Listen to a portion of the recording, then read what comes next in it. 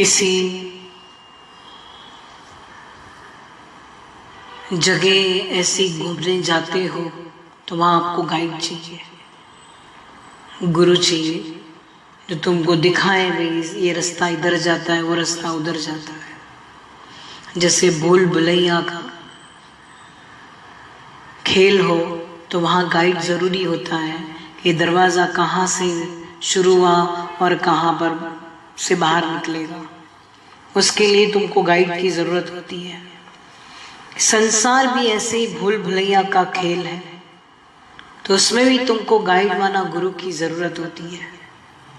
गुरु के बिना ज्ञान नहीं, गुरु बिना मत नहीं, गुरु बिना गत नहीं, गुरु बिना घोर अंधकार। तो जीवन में गुरु तो होना चाहिए, पर कौन सा गुरु? जो ब्रह्म ज्ञानी तत्ववेता सतगुरु। पानी पियो छान के, गुरु करो पहचान के। तो जब गुरु हमें मिलता है तो हमें बैठ ही जाना चाहिए। भूले भटके भी तुम आए हैं तो तुमको गुरु के पास बैठ ही जाना चाहिए। गुरु की चरण पकड़ लेनी चाहिए। नम्रता पूर्वक गुरु के सामने प्रार्थना करो कि हम कौन हैं, हमारा अस्तित्व क्या है, हमारा वतन कहाँ है, हमारा रहठान कहाँ है, हमें बताओ।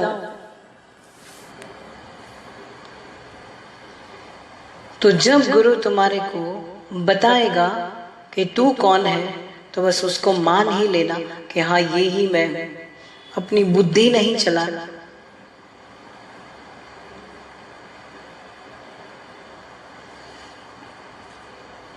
जो सबक गुरु देवे, गुरु में पूर्ण रूप से श्रद्धा हो, वो ही गुरु फिर तुम्हारे अंदर में बैठे गुरु को जगा देगा। फिर तू जागना सीख जाएगा तो अपने आप चलने भी लग जाएगा। जो गुरु तुम्हारे लिए सबक देते हैं तो तुम्हारे लिए मंत्र हो गया। सेम लेसन तो गुरु सबको नहीं देगा। किसी को कहेंगे तुम मौन करो, तुम ज्यादा बोलते हो। किसी को कहेंगे लोगों का संग छोड़ो। किसी को गुरु कहेगा तू बात करो। तो सब के लिए गुरु के पास अपना अपना लेसन है। यही तो गुरु मंत्र है। और कौन सा मंत्र देगा? कोई भी गुरु से वचन लेकर उसमें गुम हो जाओ। जैसे सिप आकाश में देखती रहती है, स्वाति की बूंद के लिए तरसती रहती है, पीछे तो लेके मोती नवा बना लेती है। तुम भी वचन लेकर सो जाओ, तोते जैसा नहीं बोलो। जो गुरु का वचन तुम्हारे लिए निकलता है, उसके बाद 1 घंटा शांति में जाकर लेटो, रिलैक्स करो, तो आपे ही गुरु का ज्ञान अंदर आएगा। जैसे कोई भी गालियां मिलती है तो अंदर चिंतन चलता है, ऐसे ज्ञान का भी सारा दिन चिंतन चले। जैसे मशीन में सिक्का डालते हैं तो टिकट निकल कर आती है, ऐसे गुरु के मुख से भी तुम्हारे लिए ज्ञान निकल कर आता है, जो तुम अंदर में संकल्प लेकर आते हैं। सही बात है ना? भगवान के सामने जब हम आते हैं तो हमारे अंदर में कोई भी सवाल जवाब होते हैं, संकल्प होते हैं, तो लेके आते हैं और वो हम संकल्प डालते हैं, तभी गुरु के अंदर से वो वाणी निकलती है। अब जो भी निकला वो मेरे लिए हो गया, वही मेरा गुरु मंत्र है, और उसी मंत्र को लेके डूब जाना है। पहले तो श्रद्धा की रूठी हुई देवी को मनाओ। गुरु ने बोला सागर नो पानी मीठो तो कहिए हाजी हाँ। तो श्रद्धा, पहले ये श्रद्धा की रूठी हुई देवी को मना के दे, अंतःकरण में ज्ञान की ज्योति जला के दे, भीतर है सखा तेरा सखा मन लगा के दे। श्रद्धा गुरु के वचन में बहुत होगी, तब ये ज्ञान तुम्हारी समझ में आएगा। बाकी तुम बोलोगे कि मैं तो बहुत पढ़ी लिखी हूँ और मुझे तो ज्ञान बड़ा समझ में आता है और मैं तो लोगों को बड़ा अच्छे से समझा सकती हूँ, तो ये तुम्हारा अहंकार है। पहले तुम अपने आप ही समझ लो, इसमें कोई ज्यादा पढ़े लिखे होने की भी जरूरत नहीं है। जिसको आत्मा का अनुभव हो गया है तो उसको पढ़ाई की जरूरत नहीं है, सारी सृष्टि का ज्ञान उसको हो गया है।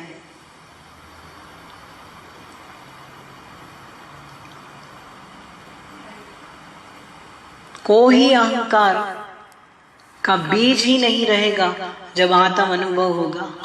मैं ना, मैं ना।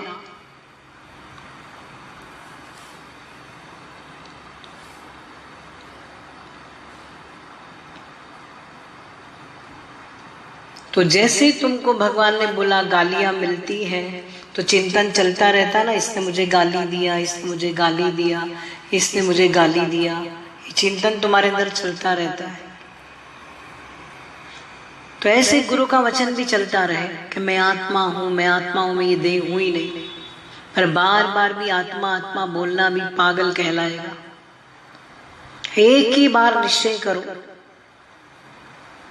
मैं सच्चिदानंद स्वरूप हूँ। गुरु ने पहले ही दिन मेरे को महावाक्य दे दिया, मंत्र दे दिया, तो ये देह नहीं तू आत्मा है। बस देह नहीं बोला तो देह को क्रॉस कर दो, और आत्मा बोला रिसीव कर लो।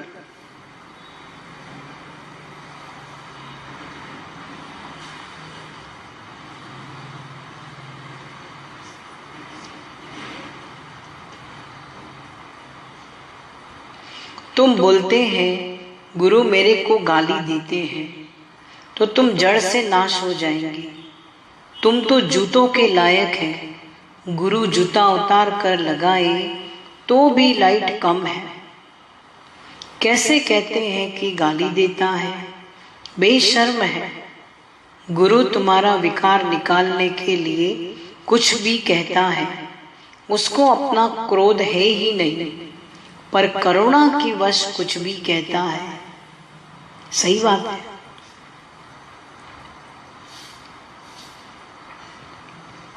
तुम अपने आप को भली बोलेगा कि मैं गंदा हूं, मैं मंदा हूं, मैं बंदा हूं, मैं तो गधी हूं, मैं तो कुत्ती हूं, मैं तो कुत्ते वाली बुद्धि रखती हूं जो दूसरा देखती हूं।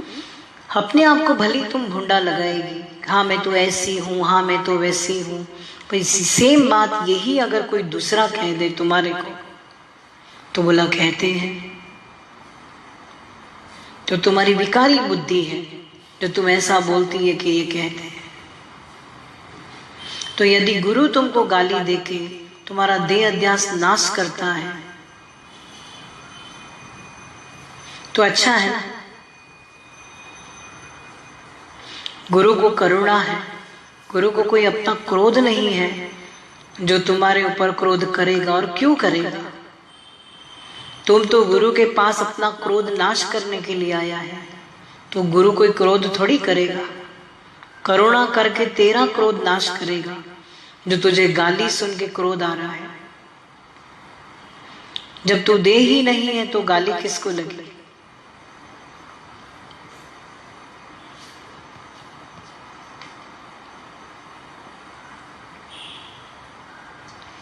उसको अपना क्रोध है ही नहीं, पर करुणा के वश कुछ भी कहता है।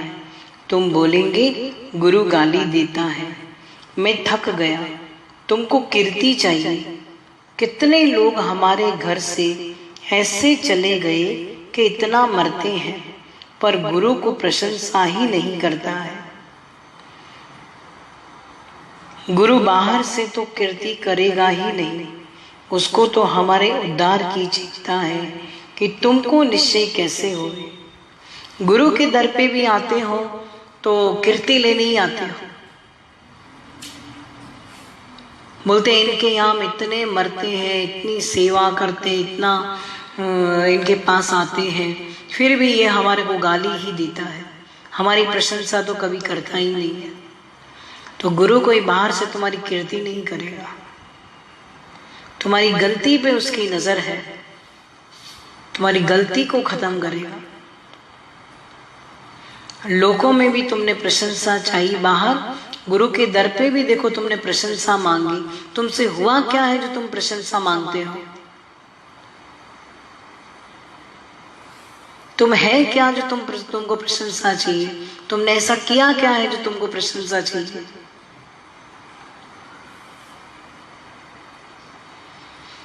मेरे गुरु ने तो फिर भी कुछ किया है,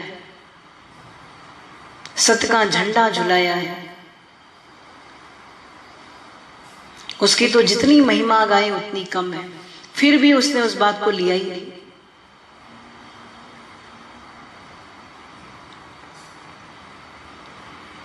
तो तुम भी गुरु जैसा बनना कि जब गुरु कीर्ति नहीं लेता है तो मैं गुरु से कीर्ति क्यों मांगता हूं?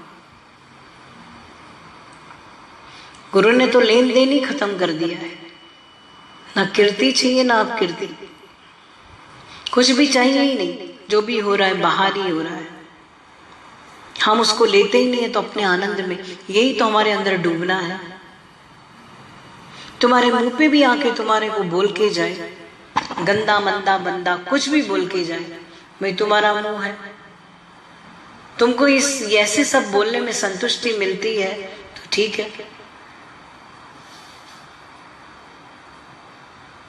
हम इन बातों को नहीं लेने में हमारी संतुष्टि है तो हम अपनी जगह ठीक है, हम लेना ही नहीं चाहते।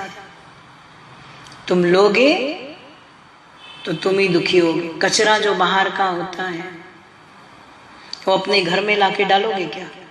कि अपने घर का कचरा बाहर फेंकोगे?